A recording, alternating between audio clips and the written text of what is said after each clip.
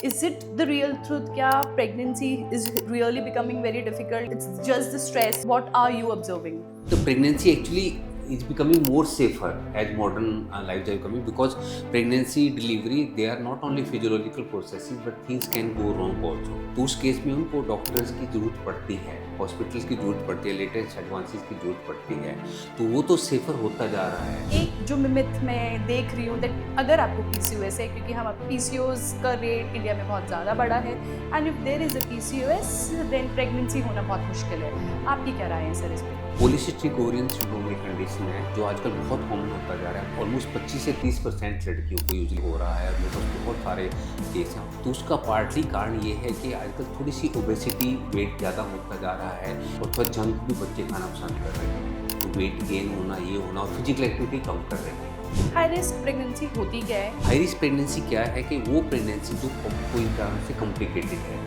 Normal नहीं है, तो उसके कई कारणों से बहुत सारी कंडीशन आ जाती है। जैसे कोई भी मदर को कोई मेडिकल डिजीज है, जैसे उसको डायबिटीज़ है, हाइपरटेंशन है, लीवर की बीमारी है, तो all those condition come in high risk condition.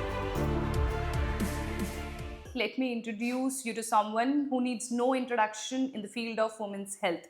That's Dr. JB Sharma. Hi, welcome to the episode, sir. Thank you Dolly. Dr. JB Sharma is a distinguished gynecologist with a remarkable experience from serving as a professor and head at All India Institute for Medical Science, New Delhi, to now serving the department at Yashoda Medicity. मैं सबको ये बताना चाहूँगी, आज जो भी हमारा podcast देख रहे हैं, सर स्टैनफोर्ड यूनिवर्सिटी के टॉप 2% रिसर्चर्स में से हैं। सर ने मोर देन 500 प्लस बुक्स और रिसर्च पेपर्स लिखे हैं, जो इनकी बुक्स जाने माने मेडिकल कॉलेजेस इंडिया और not just in India but internationally भी पढ़ाई जाती है। Thank you sir. Thank you very much Dolly for your kind introduction. Sir आपने बहुत सारी बुक्स और आपने काफ़ी सारे रिसर्च पेपर्स लिखे हैं। I believe that it's more than 450 plus research papers and books which you have written. आप उसके बारे में कुछ बताना चाहेंगे कि कौन से कॉलेजेस में पढ़ाई जाती हैं? Yes, I have written 5 textbooks. These books are read all over the country. In fact, North, South, East, West India, and Southeast Asia also. And I'm happy to say that last year almost 6.5 crore worth books were sold in the country. And they are doing very well. All the postgraduates, maybe they are doing MS, MD, DNB, and DGO. They are reading it, and undergraduate students also are reading them in the final year. In fact, in the topper of AIMS entrance test, 4 or 5 years in consequence, they have quoted my book as the reading material in Oxford Gynae by them. Wow, that's a brilliant thing. So it's a privilege and हमारे लिए बहुत गर्व की बात है कि doctor जेबी शर्मा हमारे साथ यशोदा मेडिसिटी से जुड़े हुए हैं। तो क्यों ना आज के पॉडकास्ट में हम उनसे ही बात करें और डीबंक द फैक्ट्स जो कि प्रेगनेंसी और वुमेन हेल्थ को लेकर काफ़ी बार जोड़ी जाती है और हमें क्लैरिटी नहीं मिलती। सर मैं पहला क्वेश्चन आपसे ये जानना चाहूँगी, प्रेगनेंसी सबके लिए डिफरेंट है, हम उसको डिफरेंट लेंस से देखते हैं। अगर हम एक जनरेशन पहले की बात करें तो प्रेगनेंसी में भी हमारी मदर्स या ग्रैंड मदर्स के लिए इतनी टफ नहीं थी, बट आजकल की जो जनरेशन है वो कहीं ना कहीं कॉम्प्लिकेट होती जा रही है।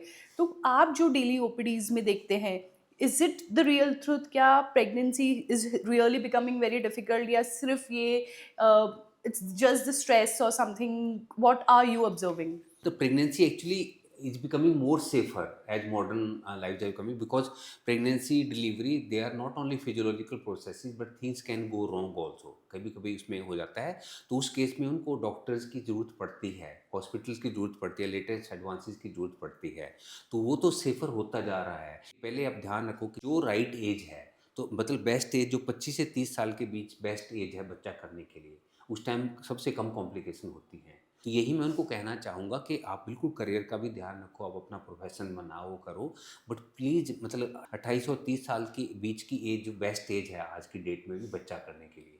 तो 30 साल के ऊपर, जैसे हम 30 साल के ऊपर जाते हैं, फिर कॉम्प्लिकेशन ज़्यादा होने का रिस्क होता है, बॉडी भी थोड़ा सा, और जैसे जैसे एज बढ़ती है बीमारियाँ लगने का भी खतरा होता है। जैसे कई बार डायबिटीज़ है, हाइपरटेंशन है, हार्ट डिजीज है, या कोई और बीमारियाँ हैं, और कई बार गायनी में है, कई बार ओवरी में सिस्ट आ गया, पॉलीसिस्टिक ओवरियन डिजीज हो गया, फाइब्रॉयड यूट्रस आ गया।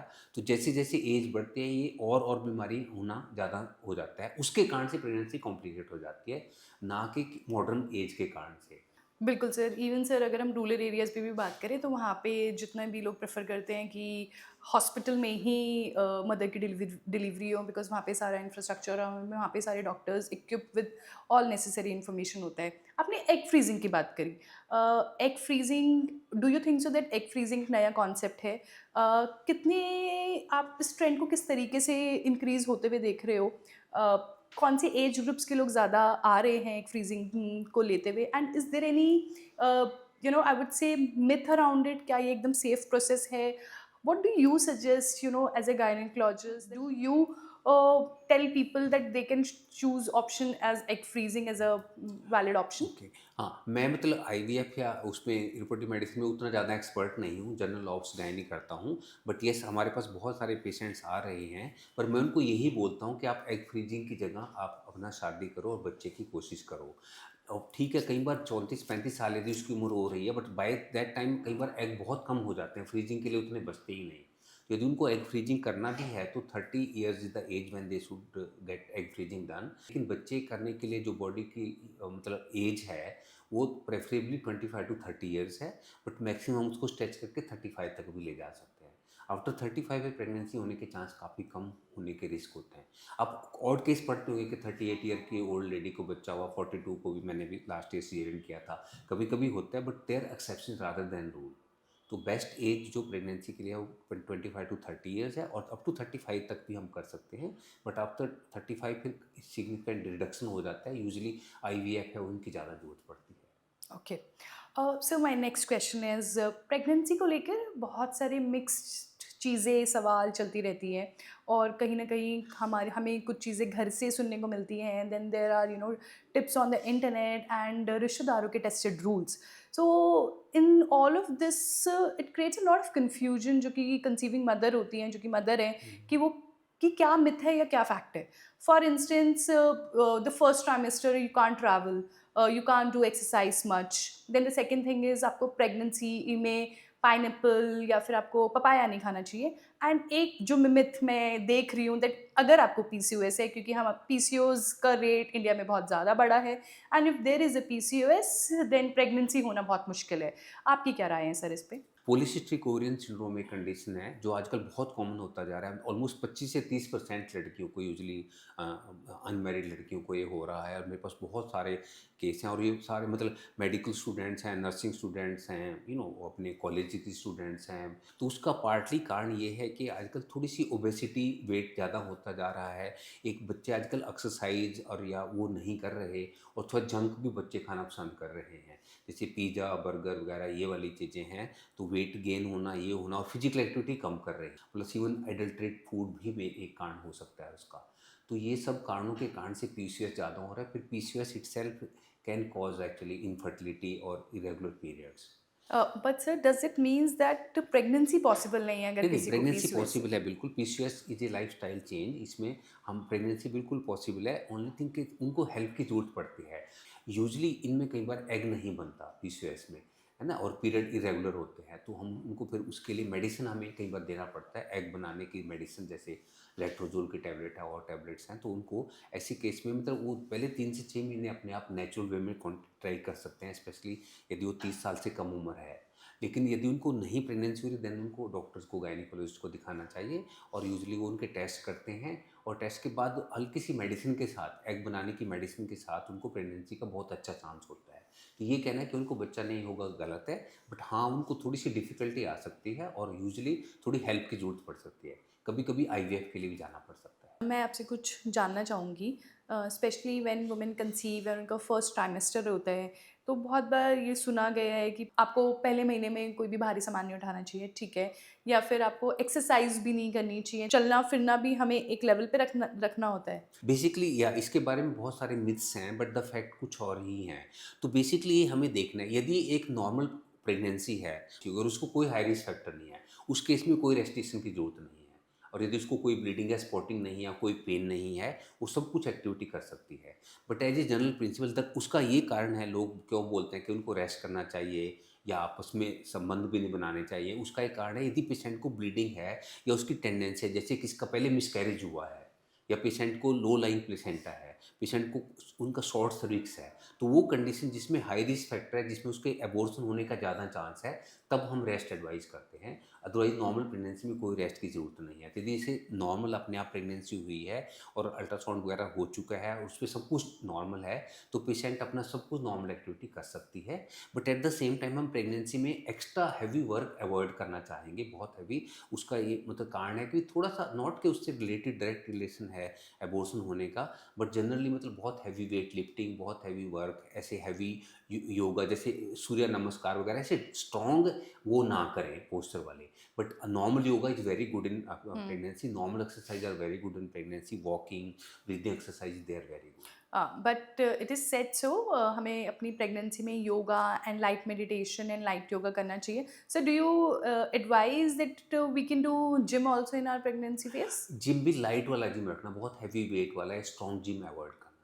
ओके. लेकिन यदि एट द सेम टाइम यदि पेशेंट की कॉम्प्लिकेटेड प्रेगनेंसी है, सपोज उसको एक कंडीशन होता है प्लेसेंटा प्रीविया, जिसमें लो प्लेसेंटा नीचे होता है, या पेशेंट को मिसकैरेज हो चुका है पहले, या पेशेंट के सर्विक्स में स्टिच लगाया है, तो हाई रिस्क प्रेगनेंसी है, उन केस में फिर हमें बेड रेस्ट कराना पड़ता है कई बार तो, और उस केस में हम कोई भी फिजिकल एक्टिविटी अवॉइड करते हैं। कुछ नहीं है. सर, क्या प्रेगनेंसी में पपाया पाइनएप्पल खाना एक स्ट्रिक्ट मना है या ये एक टैबू है? हाँ, नहीं, नहीं, ऐसे कुछ नहीं, काफ़ी लोग ये मना करते हैं, उसका ये कारण है, एक्चुअली जो पपाया है वो इंटेस्टाइन की मूवमेंट को बढ़ाता है, मतलब हमें थोड़ा-सा कॉन्स्टिपेशन को कम करके लूज़ मोशन कर सकता है।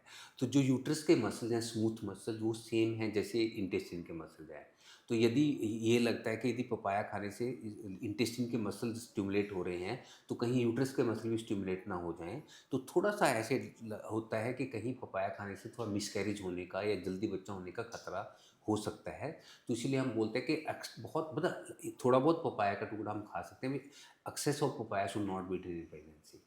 Okay sir, thank you but sir. I think otherwise और फ्रूट्स बहुत सब खा सकते हैं। Fruits are good in pregnancy and they are useful, helpful. से ये काफ़ी हेल्प मिली हमें हुँ, इससे, बिकॉज़ कहीं न कहीं बहुत बार ये डिस्कशन हुआ है. हमारी दादी, नानी भी हमेशा बोलते थे पपाया नहीं खाना चाहिए, लेकिन हमें उसके ऑब्जर्वेशंस नहीं पता थे या ये चीज़ें नहीं पता थी कि हुँ, क्यों नहीं खाना चाहिए. So thank you hmm, for this insight. Sir, अगर मैं प्रेगनेंसी को एक ब्रॉड लेवल पे बात करूँ, आपने अवेयरनेस के बारे में बहुत बात करी है, लाइफ़स्टाइल के बारे में बात करी है. As per you which are the major things कि हमें ध्यान रखना चाहिए अपनी प्रेगनेंसी में, और सिर्फ ना कि सिर्फ प्रेगनेंसी के टाइमिंग में, क्योंकि प्रेगनेंसी के बाद भी लाइफ बहुत आगे हुँ। बढ़ती है और ये कहीं ना कहीं वुमेन की हेल्थ को, it relates to women health in a long way. तो आपकी इस पे क्या गाइडेंस होगी, इस पे आप क्या हमें टिप्स देना चाहेंगे for the mothers and you know to the parents, couples जो भी कंसीव करने के लिए सोच रहे हैं?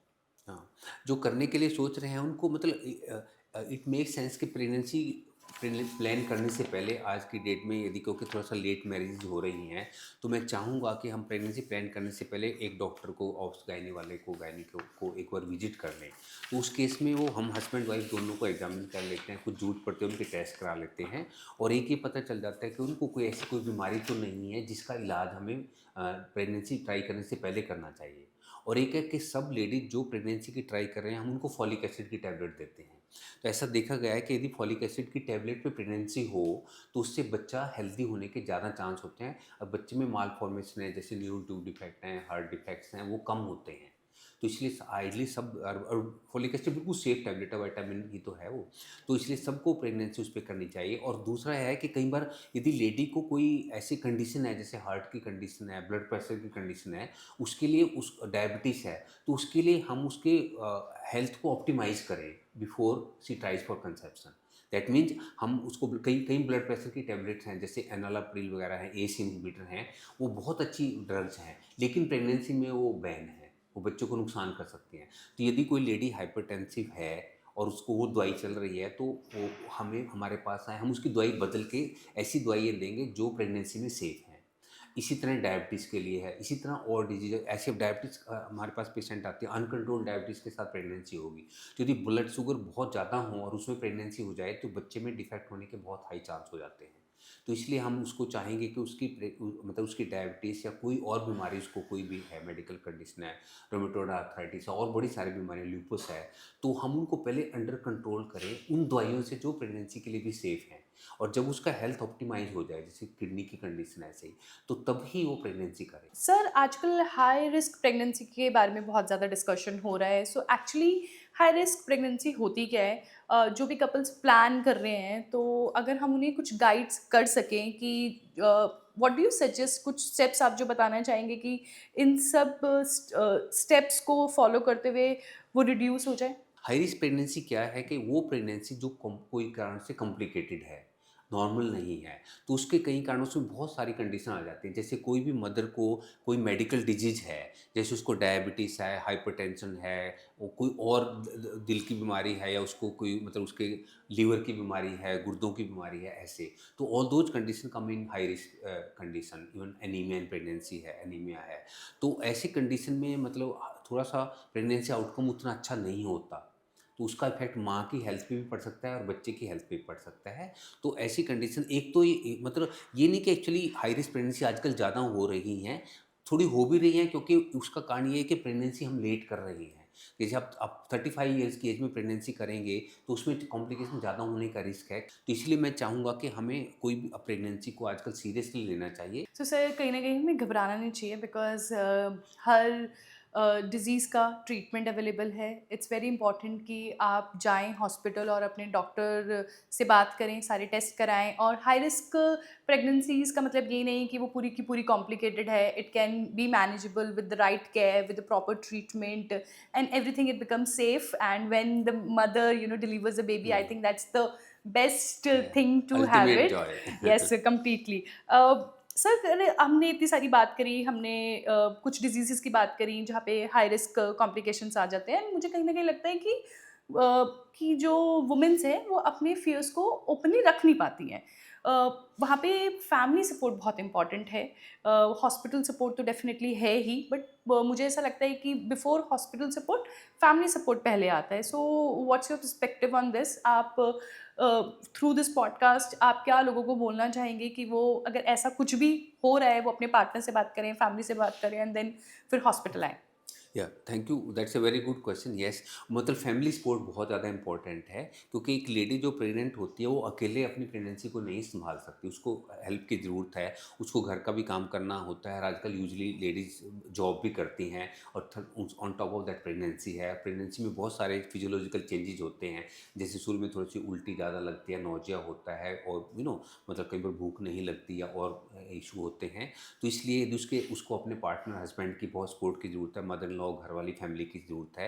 यदि फैमिली सपोर्ट मिलेगी उसको, उससे साइकोलॉजिकली भी उसको बेनिफिट होगा। ऑफकोर्स उसको डॉक्टर के पास तो आना ही है, हम भी उसकी हेल्प करेंगे। और कई चीज़ों में, जैसे उसको यदि वॉमिटिंग नोजिया है, उसकी बड़ी अच्छी मेडिसिन अवेलेबल है आजकल, जो बिल्कुल सेफ़ है प्रेगनेंसी के लिए। तो इसलिए, और साथ में फैमिली सपोर्ट होगी तो साइकोलॉजिकली भी वो बेनिफिट होगी, तो सबका सपोर्ट मिलना बहुत ज़रूरी है। हाई रिस्क प्रेगनेंसी हो या फिर वो नॉर्मल प्रेगनेंसी हो, फैमिली का सपोर्ट बहुत ज़्यादा मैटर करता है। सर, फैमिली सपोर्ट के बारे में के बाद अगर हम हॉस्पिटल सपोर्ट के बारे में बात करें, उसके बारे में आप क्या बोलना चाहेंगे? हॉस्पिटल ऐसे उसमें कैसे हेल्प करता है? Anything on this? या thank you for that. So all pregnancy, मतलब अब आज की डेट में हर प्रेगनेंसी को हॉस्पिटल में आना चाहिए। तो बिल्कुल फिक्स्ड प्रोटोकॉल हैं रॉयल कॉलेज के, अमेरिकन कॉलेज के, जो इंडिया में भी हम फॉलो करते हैं, हमारी फॉक्सी के भी। तो यूजुअली हम पहले उसको शुरू में फर्स्ट विजिट हम उसकी, जैसे जब भी प्रेगनेंसी डिटेक्ट होती है, आमतौर पर 1.5 या 2 महीने की जब प्रेगनेंसी होती है, तो हमारे पास हॉस्पिटल में आती है, तब हम उसका प्रेगनेंसी टेस्ट करते हैं। साथ ही अल्ट्रासाउंड करके देखते हैं कि प्रेगनेंसी है, और यूट्रस के अंदर ही है, एक्टोपिक तो नहीं है, और उसमें हार्ट बीट है। ये हम फर्स्ट स्कैन करते हैं, और तब उसको हम फॉलिक एसिड टैबलेट देते हैं। तो फर्स्ट ट्राइमेस्टर में सिर्फ हम एक ही टैबलेट फॉलिक एसिड कंटिन्यू करते हैं। और प्रेगनेंसी में उसको हम एडवाइस करते हैं कि अपने आप से कोई भी दवाई ना ले, क्योंकि वो बच्चे को नुकसान कर सकती है। उसके बाद फिर हम उसका 11 से 13 हफ्ते के बीच, दैट मीन थर्ड या फोर्थ मंथ में, एक और अल्ट्रासाउंड कराते हैं, उसको एंटी एनबी स्कैन कहते हैं, nuchal thickness and nasal bone test. तो वो टेस्ट है डाउन सिंड्रोम की स्क्रीनिंग के लिए। डाउन सिंड्रोम में कंडीशन में बच्चे के एक एक्स्ट्रा क्रोमोसोम होता है 21 नंबर पे, और उससे बच्चे के मंदबुद्धि होने का रिस्क होता है। तो आजकल सब प्रेगनेंसी में, हर कंट्री में, इंडिया में भी, सब जगह हम उसके लिए ये टेस्ट कराते हैं, एंटी एनबी स्कैन 11 से 13 हफ्ते के बीच। और साथ ही एक ड्यूल मार्कर टेस्ट कराते हैं, जो ब्लड टेस्ट है, जिसमें हम कुछ केमिकल का देखते हैं। तो उस टेस्ट में ये स्क्रीनिंग टेस्ट हैं। ये डेफिनेटली ये नहीं बताएंगे कि बच्चे को डाउन सिंड्रोम है, लेकिन यदि स्क्रीन पॉजिटिव है, फिर ऐसी प्रेगनेंसी में हम हायर टेस्ट कराते हैं। तो बेस्ट तो उसके लिए एम्नियोसेंटेसिस। एम्नियोसेंटेसिस का मतलब है 15 हफ्ते में हम अंदर से पानी टेस्ट लेते हैं इन नीडल के साथ। तो उससे 100% पता चल जाएगा कि बच्चे को डाउन सिंड्रोम तो नहीं है, पर वो तभी कराते हैं यदि ये स्क्रीन टेस्ट पॉजिटिव हो। स्क्रीन टेस्ट पॉजिटिव है फिर वो नहीं कराते। और आजकल एक NIPT टेस्ट भी अवेलेबल है, नॉन इन्वेजिव प्रीनेटल टेस्टिंग, वो 99.5% सक्सेस है, नॉट 100। ओके, तो वो भी करा सकते हैं। उसका ये फ़ायदा है कि उसमें हम नीडल अंदर नहीं डालते, मदर के ब्लड से टेस्ट होता है। और उसके बाद हम पहले 3 हम महीने में तो सिर्फ फॉलिक एसिड की टेबलेट देते हैं, फिर 13-14 हफ्ते के बाद हम उसको आयरन और कैल्शियम की टेबलेट भी डालते हैं। और पेशेंट हर महीने हमारे पास टेस्टिंग के लिए आता है दिखाने हॉस्पिटल में। साथ में उसका ब्लड ग्रुप देखते हैं, ब्लड शुगर टेस्ट देखते हैं और थोड़े और टेस्ट करते हैं। फिर हम एक उसका 21 या 22 हफ्ते के आसपास एक लेवल 2 स्कैन करते हैं, सबका जो अच्छे सेंटर में होता है, जिसमें हम पूरे बच्चे की बनावट देखते हैं कि बच्चे के अंदर कोई डिफेक्ट तो नहीं है, उसके दिल में कोई छेद तो नहीं है, कोई और बच्चे में मालफॉर्मेशन तो नहीं है। और ऐसे ही करके हम हर मंथ उसको देखेंगे। फिर 24 से 28 हफ्ते के बीच हम फिर ब्लड शुगर टेस्ट करते हैं और पेशेंट को आयरन कैल्शियम की टैबलेट और प्रोटीन देते रहते हैं। आफ्टर 28 हफ्ते के बाद 7 मंथ के बाद हम उसको हर 2 हफ्ते में देखेंगे हॉस्पिटल में। और फिर 36 हफ्ते के बाद 9वें महीने में उसको हर हफ्ते देखते हैं। और यूजुअली जब 8.5 महीने का बच्चा प्रेगनेंसी हो जाती है तब हम डिसाइड करते हैं, एग्जामिन करते हैं पेशेंट को, एक ज़रूरत पड़े तो अल्ट्रासाउंड करा के देखते हैं। और डिपेंडिंग ऑन पेशेंट कंडीशन तब हम डिसाइड करते हैं कि इसकी अब नॉर्मल डिलीवरी हो सकती है या उसको सीजेरियन की ज़रूरत पड़ती है।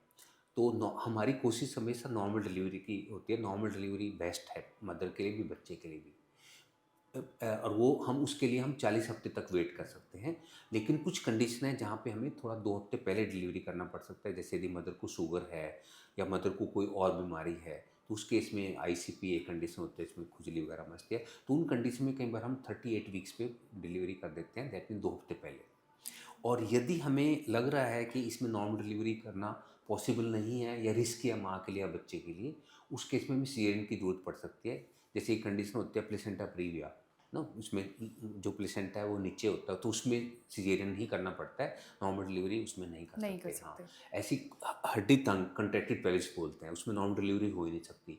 ऐसे बच्चे की यदि बच्चा टेढ़ा पड़ा है, उल्टा पड़ा है, तो उसमें भी सीजेरियन के चांस बढ़ जाते हैं। तो ऐसे कुछ कंडीशन हैं जो जिसमें सीजेरियन करना बनता है। थैंक यू सर, आपने बहुत ही ब्यूटीफुली समझाया कि किस तरीके के टेस्ट इंपॉर्टेंट है। एंड आई वुड से कि आपको अपने गायनेकोलॉजिस्ट से पहले ही जब आप कंसीव करने के लिए प्लानिंग करें तो आपको तभी टच में आ जाना चाहिए, और till the process till the conceiving time आपको अपने डॉक्टर्स के साथ में टच में रहना चाहिए and go with all the practices जो आपको आपके डॉक्टर गाइड करें।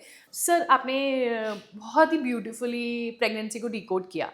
आपने सारे टिप्स बताए, मिथ्स बताए, बट मैं बहुत इंपॉर्टेंट क्वेश्चन पूछना चाहती हूँ आपसे। Yashoda Medicity has a specific dedicated Yashoda cradle and children hospital. Can you please tell our viewers कि हम कौन कौन सी स्पेशलिटीज़ प्रोवाइड करते हैं and how we are different and what all the highlights and USP we have here at our center? Thank you Dolly, in fact मैं उसके बारे में बताना चाहता था, थैंक यू आपने क्वेश्चन पूछा। या यशोदा मेडिसिटी में हमारा पूरा ऑब्स्टेटिक अलग से विंग है, मदर एंड चाइल्ड विंग है, हमारे पास पीडियाट्रिशियन है, हमारे पास पीडियाट्रिक सर्जन है, हमारे ऑब्स्टेटिशियन एंड गायनिकोलॉजिस्ट हैं, सारी स्पेशलिटी के लोग हैं, पूरे एक्सपर्ट हैं और सारी लेटेस्ट टेक्नोलॉजी हमारे पास है।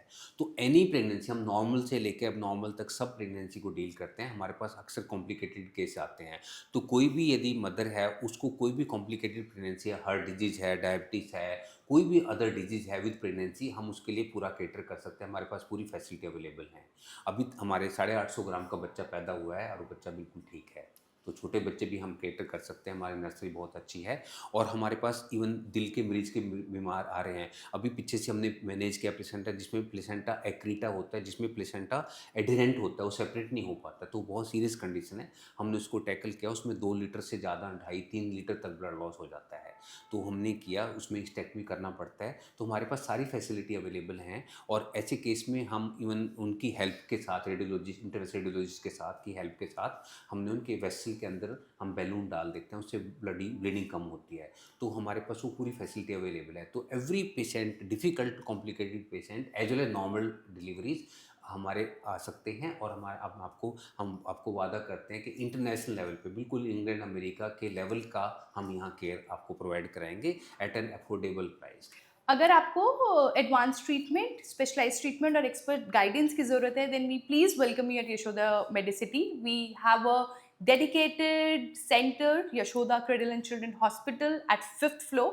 where we have all the leading doctors, all the leading gynecologists, the pediatrics team to take care of you and your baby. So please, you're most welcome, and I request all the conceiving mothers and new moms to be that please come here at Yashoda Medicity and get the best treatment by the leading doctors and their team. Inshallah. Thank you, sir, for having a very good discussion and insightful discussion with us today. Thank you very much, and best of luck for your pregnancy.